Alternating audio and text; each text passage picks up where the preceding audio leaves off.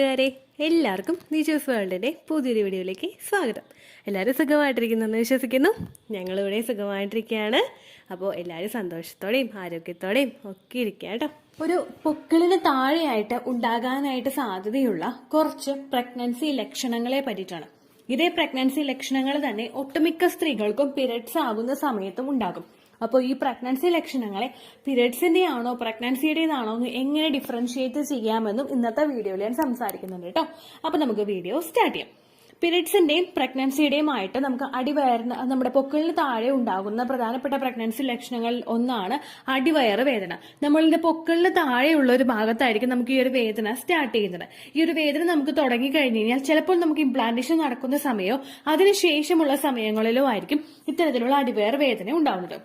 Implantation നടക്കുന്ന സമയത്ത് നമുക്ക് ഈ അടിവയർ വേദന ഉണ്ടാകാനായിട്ടുള്ള പ്രധാനപ്പെട്ട കാരണം എന്ന് പറയുന്നത് നമ്മുടെ ഇംപ്ലാന്റേഷൻ ആകുന്ന സമയത്ത് നമ്മുടെ ആ ഒരു യൂട്രസിന്റെ ലൈനിങ് ഒന്ന് തുറന്നിട്ട് ഇത് ഇരിക്കുന്നത് പോലെയാണല്ലോ. അതായത് അവിടെ ഒന്ന് അതിന് ഇരിക്കാൻ വേണ്ടിയിട്ടുള്ള ഒരു കംഫർട്ട് സോൺ അവിടെ ഉണ്ടാക്കുന്നതിന്റെ ഭാഗമായിട്ട് നമുക്ക് അവിടെ കോൺട്രാക്ഷൻസ് ഉണ്ടാകുന്നത് കൊണ്ടാണ് ഇത്തരത്തിലുള്ള വേദനകൾ അനുഭവപ്പെടുന്നത്.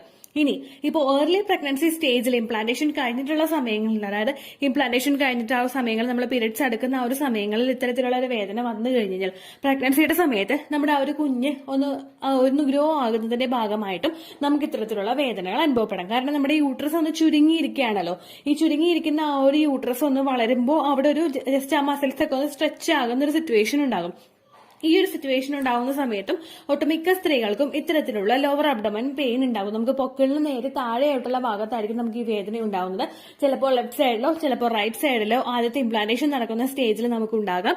അതിനുശേഷം നമുക്ക് ആ ഒരു പൊക്കിളിന് നേരെ താഴെയുള്ള ഒരു ഭാഗത്തായിരിക്കും വേദന അനുഭവപ്പെടുന്നത്. ഇനി പീരിയഡ്സ് ആകുന്ന സമയത്ത് നമുക്ക് ഈ വേദന അനുഭവപ്പെടുന്നത് എപ്പോഴും നമ്മുടെ യൂട്രസിൽ നിന്ന് കോൺട്രാക്ഷൻസ് ഉണ്ടാകുമ്പോഴാണ്.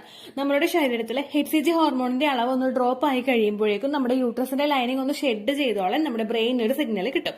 ഈ ഒരു സിഗ്നൽ കിട്ടുന്നതിന്റെ ഭാഗമായിട്ട് നമ്മുടെ യൂട്രസിന്റെ ലൈനിങ് ഒന്ന് ഷെഡ് ആവാനായിട്ട്, അത് യൂട്രസിന്റെ ലൈനിങ് അങ്ങോട്ട് പോകാനായിട്ട് തുടങ്ങും. ആ പോകാനായിട്ട് തുടങ്ങുന്നതിന്റെ ഭാഗമായിട്ട് നമ്മുടെ യൂട്രസിന്റെ ലൈനിങ് ഒന്ന് ഷെഡ് ആവുന്നതിന്റെ ഭാഗമായിട്ടായിരിക്കും നമുക്ക് എപ്പോഴും ഇത്തരത്തിലുള്ള ഒരു കോൺട്രാക്ഷൻസും പെയിനും ഒക്കെ അനുഭവപ്പെടുന്നത്. ഈ ഒരു പെയിൻ നമുക്ക് ഉണ്ടായി കഴിഞ്ഞു കഴിഞ്ഞാൽ ഒരു 2-3 ദിവസത്തിനകം നമുക്ക് പീരിയഡ്സ് വന്നു തുടങ്ങും. അതല്ല പ്രഗ്നൻസിയുടെ പെയിൻ ആണെങ്കിൽ നമുക്ക് ഫസ്റ്റത്തെ ആ ഒരു മന്ത് ഫുള്ളും അതുപോലെ തന്നെ ലാസ്റ്റ് ട്രൈമസ്റ്റർ ഭാഗങ്ങളിലും നമുക്ക് ഈ ഒരു വേദന ഫേസ് ചെയ്യേണ്ടതായിട്ട് വരും. രണ്ടാമതെന്ന് പറയുന്നത് നമ്മുടെ തുടയുടെ ഭാഗത്ത് വേദന അനുഭവപ്പെടുന്നതാണ്. തുടയുടെ ഭാഗം എന്ന് പറയുമ്പോഴേക്കും നമ്മുടെ ആ ഒരു ഇടുപ്പ് കഴിഞ്ഞിട്ട് താഴെയുള്ള ഒരു ഭാഗത്ത് കാലിൽ ആ തുടയുടെ ഭാഗത്തിന്റെ ആ ഒരു ഏരിയ ഒക്കെ നമുക്ക് നല്ലതുപോലെ വേദന ഒന്ന് അനുഭവപ്പെടും. കാരണം എന്താണെന്ന് പറയുന്നത് നമ്മുടെ ഇംപ്ലാന്റേഷൻ നടക്കുന്ന സമയത്ത് നമ്മുടെ ഒരു യൂട്രസ് ഒന്ന് സ്ട്രെച്ച് ആവാനായിട്ട് തുടങ്ങുന്ന ഒരു സമയത്ത്, കാരണം ഫസ്റ്റ് പ്രഗ്നൻസിയിലുള്ളവർക്കായിരിക്കും ഏറ്റവും കൂടുതൽ ഈ ഒരു ലക്ഷണങ്ങൾ കണ്ടുവരുന്നത്. നമ്മുടെ യൂട്രസ് അത്രയും നാൾ വരെ അറൌണ്ട് ഒരു 22 ഇയേഴ്സ് വരെ ഒക്കെ നമ്മൾ ആ ഒരു പ്രഗ്നന്റ് ആകുന്ന ഒരു ഏജ്, ആ ഒരു ഏജ് വരെയൊക്കെ ഒരു കറക്റ്റ് ആയിട്ടുള്ള ഒരു ഫോമിൽ നിൽക്കുന്ന നമ്മുടെ യൂട്രസ് ഒന്ന് സ്ട്രെച്ച് ആവുന്നതിന്റെ ഭാഗമായിട്ട് യൂട്രസും അതിന് ചുറ്റുമുള്ള മസിൽസും ഒക്കെ ഒന്ന് സ്ട്രെച്ച് ആവാനായിട്ട് തുടങ്ങും. നമ്മുടെ പെൽവിസിന്റെ ഭാഗത്തൊക്കെ ആ ഒരു സ്ട്രെച്ചിങ് നമുക്ക് ഫീൽ ചെയ്യുന്നതിന്റെ ഭാഗമായിട്ടാണ് അതുമൂലം നമ്മുടെ തുടയുടെ ഭാഗത്ത്, നമ്മുടെ ഇടുപ്പിന് കീഴ്പോട്ടുള്ള ഭാഗത്ത് നമുക്കൊരു വേദന അനുഭവപ്പെടും. ഒട്ടുമിക്ക സ്ത്രീകൾക്കും പീരിയഡ്സ് ആകുന്ന സമയത്തും ഈ ഒരു വേദന അനുഭവപ്പെടാറുണ്ട്. ആ ഒരു ഭാഗം കൊണ്ട് വിട്ടു പോകുന്നത് പോലുള്ള ഒരു വേദനയായിരിക്കും നമുക്ക് ഫീൽ ചെയ്യുന്നത്. ഈ ഒരു വേദന വന്നു കഴിഞ്ഞാൽ നമുക്ക് എങ്ങനെയായിരിക്കും 2-3 ദിവസത്തിന് ശേഷം പീരിയഡ് ആവുകയുമാണ് ചെയ്യാറ്. എന്നാൽ അങ്ങനെ അല്ലാത്തവർക്ക് പീരിയഡ്സ് മിസ് ആവുന്നുണ്ടെങ്കിൽ അത് പ്രഗ്നൻസിയുടെ സാധ്യതയായിട്ടും കാണാറുണ്ട് കേട്ടോ. അടുത്തതായിട്ട് നമുക്ക് ഉണ്ടാവുന്നത് ബാക്ക് പെയിൻ ആണ്. ഈ ഒരു ബാക്ക് പെയിൻ നമുക്ക് അനുഭവപ്പെടാനായിട്ടുള്ള കാരണം നമ്മുടെ ഇംപ്ലാന്റേഷൻ നടക്കുന്നതിന്റെ ആ ഒരു ഭാഗമായിട്ട് നമുക്ക് വയറിന്റെ ഭാഗത്ത് വേദന അനുഭവപ്പെടുന്നത് പോലെ തന്നെ നമുക്ക് ബാക്ക് സൈഡിലും ഏകദേശം നമ്മുടെ ആ ഒരു സ്പൈനൽ കോഡിന്റെ ആ ഒരു എൻഡിങ് പോർഷനിൽ നമുക്ക് ആ ഒരു വേദന അനുഭവപ്പെടും. കാരണം ഈ ഒരു സ്ട്രെച്ചിങ്ങിന്റെ എഫക്ട് നമുക്ക് പുറകിലും ആ ഒരു ഭാഗത്ത് ഫീൽ ചെയ്യാനായിട്ട് തുടങ്ങും. അപ്പൊ ഈ ഒരു എഫക്ട് നമുക്ക് അവിടെ ഫീൽ ചെയ്യുന്നതിന്റെ ഭാഗമായിട്ട് നമുക്ക് ആ ഒരു ഭാഗം സ്ട്രെച്ച് ചെയ്യുന്നത് മൂലം നമുക്ക് വേദനകളൊക്കെ അനുഭവപ്പെടും. ഏർലി സ്റ്റേജിൽ ഇംപ്ലാന്റേഷൻ നടക്കുന്ന ആ ഒരു സ്റ്റേജിൽ നമ്മുടെ ബാക്കിലും അതുപോലെ തന്നെ നമ്മുടെ ആ ഒരു യൂട്രസിന്റെ ഭാഗത്തും വേദന പലർക്കും ഉണ്ടാകുന്നത് കോമൺ ആയിട്ടുള്ള ഒരു കാര്യമാണ് കേട്ടോ. അപ്പോൾ നിങ്ങൾ ആ ഒരു സിംറ്റംസ് നിങ്ങൾക്ക് കാണുന്നുണ്ടെങ്കിൽ പീരിയഡ്സ് മിസ് ആകുന്നുണ്ടോ എന്ന് നോക്കുക.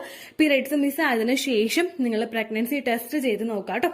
അടുത്തൊരു ലക്ഷണം എന്ന് പറയുന്നത് നമുക്ക് കാലിലെ വേദന അനുഭവപ്പെടുക. തുടയിൽ നിന്ന് മാറിയിട്ട് നമുക്ക് കാലിന്റെ ആ ഒരു പാദത്തിന്റെ ഭാഗത്തോ അല്ലെങ്കിൽ ഉപ്പൂറ്റി നമ്മുടെ കാൽമുട്ടിന് താഴെയുള്ള ഭാഗത്തോ വേദനകൾ അനുഭവപ്പെടും. നമ്മൾ ആ ഒരു ഏർലി സ്റ്റേജിൽ ഉണ്ടാകുന്ന കാൽസ്യത്തിന്റെ ഡെഫിഷ്യൻസി മൂലമോ അല്ലെങ്കിൽ നമ്മളിൽ ഉണ്ടാകുന്ന റിലാക്സിൻ ഹോർമോൺ പ്രൊഡ്യൂസ് ആകുന്നതിന്റെ ഭാഗമായിട്ടും ഒക്കെ ആയിരിക്കും നമുക്ക് ഇത്തരത്തിലുള്ള വേദനകൾ അനുഭവപ്പെടുന്നത്. ഈ കാലുവേദനയും ഒട്ടുമിക്ക സ്ത്രീകൾക്കും പീരിയഡ്സിന്റെ സ്റ്റാർട്ടിംഗ് സ്റ്റേജിലും ഉണ്ടാവാറുണ്ട്. നമുക്ക് പീരിയഡ്സ് ആകുന്ന സമയത്ത് ഒരുപാട് കോൺട്രാക്ഷൻസ് നമ്മുടെ യൂട്രസിൽ നടക്കുന്നത് സ്വാഭാവികമാണ്. ഈ ഓരോ കോൺട്രാക്ഷൻസും നമുക്ക് ഉണ്ടാകുന്നതിന്റെ ഭാഗമായിട്ടാണ് ഒട്ടുമിക്ക സ്ത്രീകൾക്കും ഇത്തരത്തിലുള്ള ലക്ഷണങ്ങൾ ഉണ്ടാവുന്നത്. അപ്പോൾ ഈ പറഞ്ഞ ലക്ഷണങ്ങളെല്ലാം നിങ്ങൾക്ക് ഫീൽ ചെയ്യാനായിട്ട് സാധിക്കുന്നുണ്ടെങ്കിൽ നിങ്ങൾ ശ്രദ്ധിക്കേണ്ടത് നിങ്ങൾക്ക് പീരിയഡ്സിന്റെ ആ ഒരു ഡേറ്റ് മിസ് ആകുന്നുണ്ടോ എന്ന് നോക്കുക. ചില സ്ത്രീകൾ പറയാറുണ്ട് നമുക്ക് ആ ഒരു സമയമാകുമ്പോഴേക്കും ജസ്റ്റ് മൈൽഡ് ആയിട്ടുള്ള ഒരു സ്പോട്ടിങ് വരാറുണ്ട് എന്ന് പറയാറുണ്ട്. ഒട്ടുമിക്ക ആളുകൾക്കും ആ ഒരു സ്പോട്ടിങ് ചിലപ്പോൾ മാറുന്നത് ഇംപ്ലാന്റേഷൻ സ്പോട്ടിങ് ആയിട്ടായിരിക്കും. എന്നാൽ ചില സ്ത്രീകളിൽ അത് ഇംപ്ലാന്റേഷൻ സ്പോട്ടിങ് അല്ലാതെയും മാറുന്നുണ്ട്. അപ്പോൾ നിങ്ങൾ അത്തരത്തിലുള്ള സ്പോട്ടിങ് വന്നു കഴിഞ്ഞാൽ ചിലപ്പോൾ അത് പ്രിമെൻസ്ട്രൽ സ്പോട്ടിങ് ആയിട്ട് മാറാറുണ്ട്. പ്രിമെൻസ്ട്രൽ സ്പോട്ടിങ് ആണ് നമുക്ക് ഉണ്ടായതെങ്കിൽ, അതായത് പീരിയഡ്സ് ആകാൻ പോകുന്നതിന് മുൻപുള്ള ചെറുതായിട്ടുള്ള സ്പോട്ടിങ് ആണ് നിങ്ങൾക്ക് ഉണ്ടായിട്ടുള്ളതെങ്കിൽ ആ ഒരു സ്പോട്ടിങ് കഴിഞ്ഞിട്ട് ഒരു 5 ദിവസത്തിനകം നമുക്ക് എന്തായാലും ബ്ലീഡിങ് സ്റ്റാർട്ട് ചെയ്യും. നമ്മൾ വേറെ പ്രശ്നങ്ങളൊന്നുമില്ല, പ്രീവിയസ് മന്തിൽ നമുക്ക് ഇങ്ങനെയുള്ള ബ്ലീഡിംഗ് ഒക്കെ ആവശ്യത്തിനുണ്ടായിരുന്നു, ലോ ബ്ലീഡിംഗ് അല്ല, ലോ മെൻസ്ട്രൽ ബ്ലീഡിംഗ് അല്ല നമുക്ക് ഉണ്ടായതെങ്കിൽ നമുക്ക് ഈ ഒരു തവണയും അത് എക്സ്പെക്ട് ചെയ്യാനായിട്ട് സാധിക്കും, ആ ഒരു പീരിയഡ്സ് എക്സ്പെക്ട് ചെയ്യാനായിട്ട് സാധിക്കും. എന്നാൽ പെട്ടെന്ന് തന്നെ നമുക്ക് ഈ കഴിഞ്ഞ മാസം കറക്റ്റ് ആയിട്ട് ബ്ലീഡിംഗ് ഉണ്ടായിട്ടും ഈ മാസം ജസ്റ്റ് ഒരു സ്പോട്ടിങ്ങേ വരുന്നുള്ളൂ, അല്ലെങ്കിൽ 5 ദിവസം കഴിഞ്ഞിട്ട് നമുക്ക് പീരിയഡ്സ് സ്റ്റാർട്ട് ചെയ്യുന്നില്ലെങ്കിൽ ചിലപ്പോൾ അത് ഇംപ്ലാന്റേഷൻ നടന്നതിന്റെ ഭാഗമായിട്ടോ ഇനി ഇൻ കേസ് പ്രഗ്നൻസി ആയിട്ട് നമുക്ക് പ്രൊജസ്ട്രോണിന്റെ ഡെഫിഷ്യൻസീസ് മൂലം മൈൽഡ് ആയിട്ടുള്ള സ്പോട്ടിംഗ് ഉണ്ടാകുന്നതോ ആകാനായിട്ട് സാധ്യതയുണ്ട്. അപ്പോൾ നിങ്ങൾക്ക് ഇത്തരത്തിലുള്ള ലക്ഷണങ്ങളൊക്കെ വന്നതിന് ശേഷം മൈൽഡ് ആയിട്ടുള്ള ഒരു സ്പോട്ടിംഗ് നിങ്ങൾക്ക് അനുഭവപ്പെടുന്നുണ്ടെങ്കിൽ ആ ഒരു സ്പോട്ടിംഗ് കഴിഞ്ഞിട്ട് ഒരു 5 ദിവസം നിങ്ങൾ വെയിറ്റ് ചെയ്യുക. 5 ദിവസത്തിനകത്തും നിങ്ങൾക്ക് ബ്ലീഡിംഗ് സ്റ്റാർട്ട് ആയിട്ടില്ല എങ്കിൽ, അതായത് പീരിയഡ്സിന് ഉണ്ടാകുന്ന ഫ്ലോ പോലെ നിങ്ങൾക്ക് ബ്ലീഡിംഗ് കാണപ്പെടാനായിട്ട് സാധിച്ചിട്ടില്ല എങ്കിൽ പിന്നെ നിങ്ങൾ ചെയ്യേണ്ടത് നമ്മുടെ പ്രഗ്നൻസി ടെസ്റ്റ് ചെയ്ത് നോക്കുക എന്നുള്ളതാണ്. വളരെയധികം ഏർലി സ്റ്റേജ് ആയതുകൊണ്ട് തന്നെ നമുക്ക് വളരെ എളുപ്പത്തിൽ പ്രഗ്നൻസി ടെസ്റ്റ് ചെയ്ത് നോക്കാനായിട്ട് സാധിക്കില്ല. കാരണം രാവിലേക്ക് ശേഷമുള്ള ആ ഒരു യൂറിനിലൊക്കെ നമുക്ക് ചിലപ്പോൾ ഒരു HCG ഹോർമോണിന്റെ കണ്ടന്റ് കിട്ടാനായിട്ട് ഒരുപാട് സാധ്യത കുറവാണ്. സാധാരണ രാവിലെ ആകുന്ന സമയത്ത്, നമ്മൾ രാവിലെ ഉറങ്ങി എഴുന്നേക്കുന്ന സമയത്ത് പ്രഗ്നൻസി ഹോർമോണുകളെല്ലാം അതിന്റെ പീക്കിൽ നിൽക്കുന്ന ഒരു സമയമാണ്.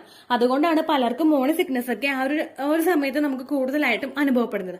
അപ്പൊ ആ ഒരു സമയത്ത് തന്നെ പ്രഗ്നൻസി ടെസ്റ്റ് ചെയ്തിട്ട് ആക്യുറേറ്റ് ആയിട്ടുള്ള റിസൾട്ട് നിങ്ങൾക്ക് കിട്ടണമെന്നുണ്ടെങ്കിൽ നിങ്ങൾ രാവിലെ ഉറക്കം എഴുന്നേൽക്കുമ്പോഴുള്ള ആദ്യത്തെ യൂറിൻ നിങ്ങൾ കളക്ട് ചെയ്ത് വെക്കുക. ഇത് ഉപയോഗിച്ചിട്ട് നിങ്ങൾ പ്രഗ്നൻസി ടെസ്റ്റ് ചെയ്ത് നോക്കിക്കഴിഞ്ഞു കഴിഞ്ഞാൽ അതിലെ HCG ഹോർമോണിന്റെ അളവ് വളരെയധികം കൂടുതലായിരിക്കും.